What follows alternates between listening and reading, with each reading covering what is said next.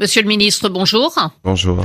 Commençons par la situation dans l'est de la RDC où les rebelles du M23 soutenus par le Rwanda poursuivent leur avancée au Nord Kivu. Pourquoi l'armée congolaise avec ses alliés, les milices locales, les soldats de la SADC n'arrivent pas à freiner cette avancée ? D'abord, j'aurais voulu que vous puissiez, dans votre question, intégrer le fait que c'est l'armée rwandaise qui opère et que le rapport des Nations Unies démontre clairement qu'il y a plus de militaires rwandais que des terroristes recrutés parfois dans des camps des réfugiés. Et il faut considérer aussi que dans une guerre, évidemment, qui a à certaines phases où vous pouvez considérer que vous avez perdu une bataille, mais que la guerre, elle n'est pas perdue. Mais il faut compter sur nous, sur nos forces pour remettre la sécurité dans toutes les parties qui ont été occupées. En effet, ce rapport de l'ONU confirme une présence accrue des soldats rwandais. Il parle de 4000 hommes. Est-ce là le problème ? C'est un problème d'effectifs ? Tout ce que je sais, c'est que notre armée monte en puissance et qu'il y a les forces, notamment celles de la SADC, qui sont en train de finaliser leur déploiement et que le moment venu, il y aura une réponse militaire parce que c'est dans l'hypothèse où le Rwanda ne veut pas entendre la voix de la raison parce que les filons miniers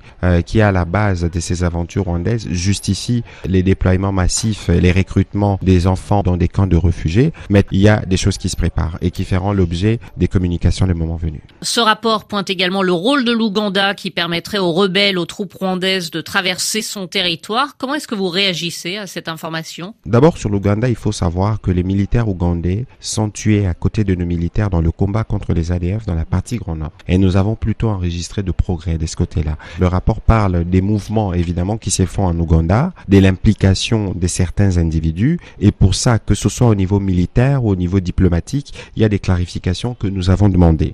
Et il y a des contacts au niveau de notre diplomatie pour éclaircir ces zones d'ombre et pour lesquelles nous aurons une position claire et ferme. Donc il n'est pas question pour l'instant d'arrêter votre coopération avec l'Ouganda ? Clairement non, parce que les ADF constituent aussi une menace à la fois pour eux et pour nous. La mission des Nations Unies au Congo a commencé son retrait du pays. Il est terminé au Sud Kivu. Est-ce qu'il est toujours d'actualité au Nord Kivu ? Les désengagements de la MONUSCO est un processus que nous avons accéléré à la demande de nos populations. Ça fait 22 ans, il y a eu de progrès qui ont été faits, qui sont notables, mais il y a eu des difficultés majeures du fait de la résurgence du M23 ou de l'armée rwandaise et pour lesquelles d'ailleurs le secrétaire général des Nations Unies avait dit à ces sujets qu'ils n'étaient pas assez équipés pour faire face à des telles menaces. C'est ce qui avait suscité la colère de la population. Mais depuis l'époque, nous avons beaucoup avancé parce que nous avons travaillé de manière conjointe à préparer en 3 phases les désengagements. Nous avons réussi la première phase au Sud Kivu où d'ailleurs on a envoyé à peu près 450 policiers pour essayer de prendre leur relais. Sur la phase du Nord Kivu et de l'Uturi, c'est plus complexe du fait justement des agissements de l'armée rwandaise. Il n'y a pas une date qui avait été précisée que la MONUSCO devrait partir, mais il y a un travail qui s'est fait conjointement des deux parties. Évidemment, nous faisons une analyse de menaces sur terrain. Il ne faut pas oublier que le rapport qui a été sorti est destiné au Conseil de sécurité qui doit tirer des conséquences, notamment en prenant des sanctions vis-à-vis du Rwanda qui s'attaque aux infrastructures de la MONUSCO. Les Nations Unies doivent s'assumer de cette part-là, mais dans le cadre du travail conjoint qui est en cours, nous allons continuer et les moments venus, en fonction des progrès sur terrain, des décisions seront prises pour nous assurer que le plan a été totalement exécuté. Alors ce rapport évoque également la collaboration sur le terrain entre l'armée congolaise et les groupes armés tels que les FDLR. D'ailleurs, la Belgique vous a appelé à mettre fin à toute coopération avec ces groupes armés. Que répondez-vous ?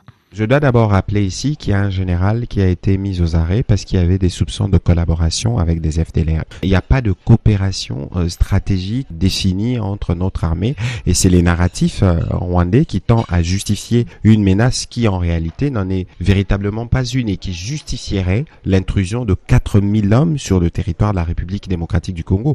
Nous continuons à faire le monitoring pour que aucun de nos officiers ne soit impliqué dans une quelconque initiative de ce genre. C'est ça la ligne de notre côté. Il y a quelques mois, le président angolais qui a été chargé par l'UA d'assurer une médiation évoquait une prochaine rencontre entre le président Tshisekedi et son homologue rwandais. Est-ce toujours possible ? La feuille de route de Luanda qui trace les chemins qui doivent nous amener vers la paix prévoit à un certain moment qu'on y arrive. Ça veut dire qu'il y a toujours de contact qui s'est fait à un niveau plus bas, peut-être au niveau ministériel. Ça passera par là forcément avant que ça n'aboutisse à un niveau présidentiel. Mais cela est conditionné. On ne peut pas penser à aller discuter en ayant autant des troupes rwandaises sur les territoires de la République démocratique du Congo. Donc il y a des préalables qui seront analysés au niveau de la médiation angolaise et qui pourra le moment venu dire si les conditions sont réunies pour la rencontre entre les chefs d'État. Monsieur le ministre, je vous remercie. C'est moi qui vous remercie.